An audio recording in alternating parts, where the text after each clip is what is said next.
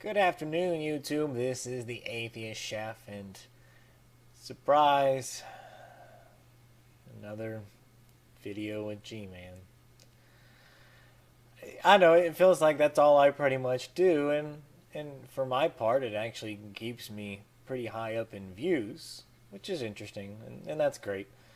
Um, but why I'm doing this video, most importantly, is because with all my interactions with G-Man, any talk when it comes to evolution, somehow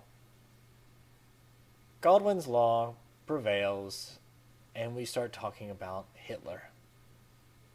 And it just seems like there's just no understanding of about Hitler and eugenics and what was really going on. Is he a Christian? Is he an atheist? What was he? Um, so G-Man, Anthony G, which was, I believe, is a Muslim because I actually interact with him a lot in the YouTube comments, and True Empiricism, did a Google Hangout, and that topic came up. Now, of course, I'm not going to go into the whole video, but I wanted to talk on to the bits about Hitler. So let's begin. And get this, true imperialism. The reason why, and Anthony, the reason why they believe that Hitler was a Christian is because he mentioned God. He mentioned God in his book Well, Mein Kampf.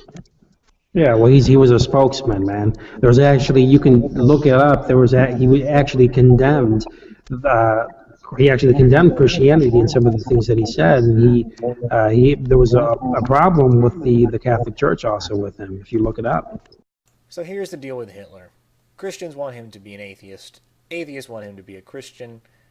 But atheists have some very strong points. If you look through Mein Kampf and many of his speeches and the way that he even had the swastika over, a crucifix design, showed a very strong Christian attitude.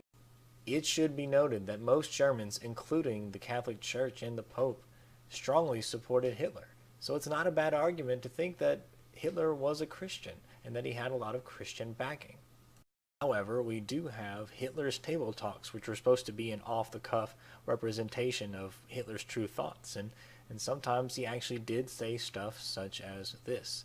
There's a controversy that he may have never said it, that it was a mistranslation, or that it was an intentional translation, and we can't really know for sure. So, is he really an atheist? Was he really a Christian? Well, I would particularly have to argue that I don't really think that it matters. Personally, from what I can see with this, is that he was maybe a Catholic, most likely a deist, that used a lot of Christian standpoints that he had learned and a lot of good fancy jargon to further his agenda, use the power of the people that were supporting him and the Catholic Church just to do as he wants. Was he a Christian? Was he an atheist? I'm not sure. Maybe he was a specific set of Christian and he was referring to other types of Christian or specific aspects of Christianity. It's hard to say, but you know what? In the end, it doesn't matter. The Holocaust was not religiously based. He killed 6 million Jews because he believed that they were conspiring to take over the world. He killed homosexuals. He killed the Polish people for their bad blood and bad history with the Russians. He killed communists. I believe that they were one of the few things that could stand in the way of the Germans. He killed a bunch of Freemasons, Jehovah's Witnesses, anyone that was non-Aryan, such as blacks or Asians or anything of that sort. The Holocaust was a personal attack with quasi-religious standpoints to further a racist, bigoted, and politically biased agenda. There was much more than just eugenics. Yeah, the swastika, if I'm not mistaken, wasn't that used by Thor or something like that? As a symbol for Thor or something like that? I think it was like an Yeah, some ancient. sort of, yeah, something like that. I don't know exactly what it was. But it's definitely part of the occult, the swastika. Yeah, I think so. Here's the thing about the swastika. It remains widely used in Indian religion, specifically in Hinduism, Buddhism, and others, primarily as a tantric symbol that invokes Lakshmi, the Hindu goddess of wealth, prosperity, and auspiciousness. The word swastika comes from the Sanskrit swastika, su meaning good or auspicious, combined with the asti, meaning it is, along with the diminutive suffix ka. The swastika literally means it is good. It is a common practice for Hindus to draw the swastika symbol on doors and entrances to their house during festivals, which is believed to symbolize an invitation to the goddess Lakshmi. In the early 1900s, the swastika was seen as a symbol of good luck. Then, in the 1920s, the Nazi Party made the swastika as we know it today. Yeah, and some of the things that Adolf Hitler believed, like only the strong survive. Does that sound familiar, guys? That only the strong survive? That sounds a lot like evolution to me. Evolution is not about only the strong survive, nor does it support it. The process of evolution is simply natural selection, which simply states that the species that was best suited for their environment survived and were able to pass on their characteristics onto its offspring. Now, if this was really just about only the strong survive, then how do we have that all these tiny cute little creatures like squirrels and then cats, how did they survive? But what you're talking about, Hitler, one of the main reasons why he was doing what he was doing was because of his ideas that he got from evolution. He was trying to, I mean, this isn't hidden knowledge. I mean, anybody can just go look this up. He looked at the Jews; they were half ape. The blacks were part ape. He had a list of who was most ape and who was least ape, and he was trying to get a mankind to take out all the undesirable traits from mankind and only allow the best traits to thrive. You know, that's what he was doing. He slaughtered a lot of the people that had disabilities, that were born with deformities, because they were less of men in his eyes. You know, this is a fact. Now, here's the thing about eugenics. Eugenics is the belief and practice of improving the genetic quality of the human population.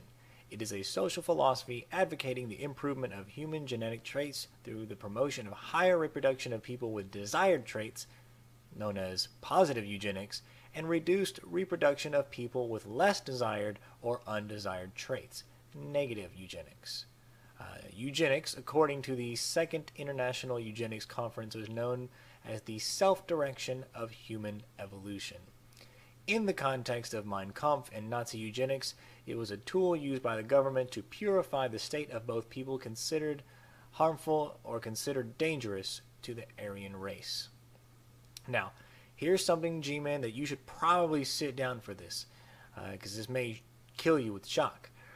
Eugenics did not start with Hitler. Eugenics began in the late 1880s by a man named Sir Francis Galton. Galton studied the upper classes of Britain and arrived at the conclusion that their social positions were due to a superior genetic makeup. Those like him believed that through selective breeding that the human species should drive its own evolution. In the early 1900s, Carnegie Institution, Rockefeller Foundation, and the Harriman Railroad fortune gave a whole crap ton of money to help fund the American eugenics movement. In the early 1900s, Carnegie Institution, Rockefeller Foundation, and the Harriman Railroad fortune gave a whole bunch of money to help fund the American eugenics movement. Around that same time, we started to lobby to restrict immigration of unfit people. And we even started to develop 376 separate classes that you taught eugenics in top schools. In 1906, the American Breeders Association was formed to investigate and report on heredity in the human race and emphasize superior blood and the menace to society of inferior blood. See, this was not just a small group of people that thought about eugenics. This was a very, very popular thing in the 1900s for America. This was way before Hitler, and actually Hitler kind of took that whole idea and just kind of ran with it. I watched a video on natural selection, for example, right? And it was talking about how some giraffes are going to survive and how some are not, because one giraffe neck was actually higher than the other ones. So therefore, that was an example for them on how only the strong can survive. And I know a lot of atheists are going to disagree with me on that. That's why I'm going to put video proof on my channel on New Year's Day to show them that I know what I'm talking about regarding that. Once again, this idea about giraffe natural selection being proof that only the strong survive is wrong. This is only proof that things that are best suited towards their environment survive. If that were the case, then all these animals like squirrels and cats and whatnot wouldn't matter. Look at this stick bug here. Does that look strong to you? Can you even tell which one's the fucking stick?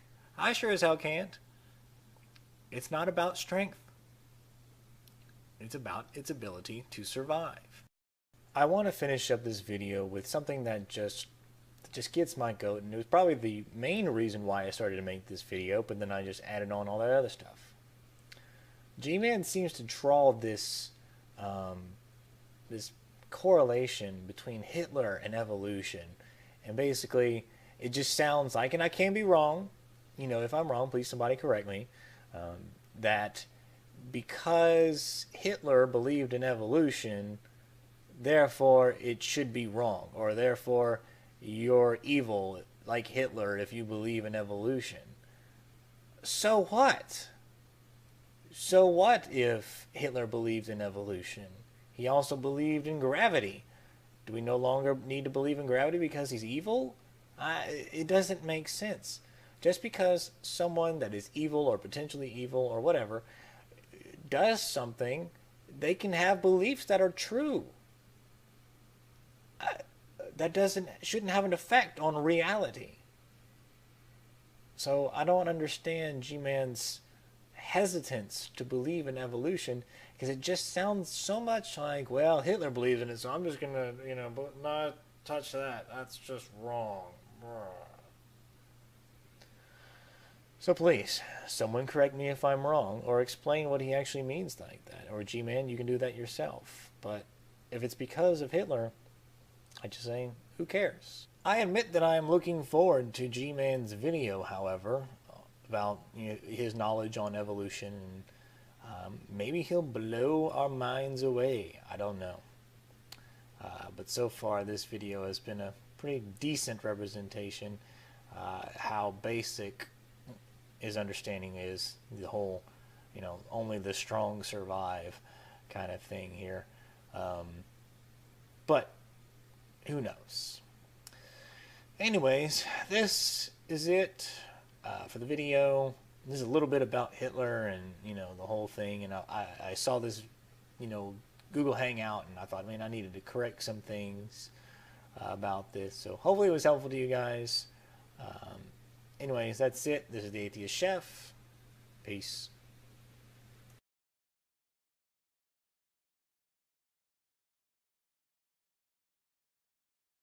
How Godwin's law prevails and we start talking about Hitler. And it just seems like there's just no understanding about Hitler. And good afternoon, YouTube. This is the Atheist Chef, and surprise, another video with G-Man. I know it feels like that's all I pretty much do, and for my part, it actually you know, did a Google Hangout, and that topic came up. Now, of course, I'm not going to go into the whole video, but I wanted to talk on to the bits about Hitler. So let's begin. And get this, True Imperialism. The reason why, and Anthony, the reason why they believe that Hitler was a Christian keeps me pretty high up in views, which is interesting, and that's great. But why I'm doing this video, most importantly, is because with all my interactions with G-Man, any talk when it comes to evolution, some eugenics, and, you know, what was really going on. Is he a Christian? Is he an atheist? What was he? So G-Man, Anthony G, which was, I believe, is a Muslim, because I actually interact with him a lot in the YouTube comments, and True Empiricist,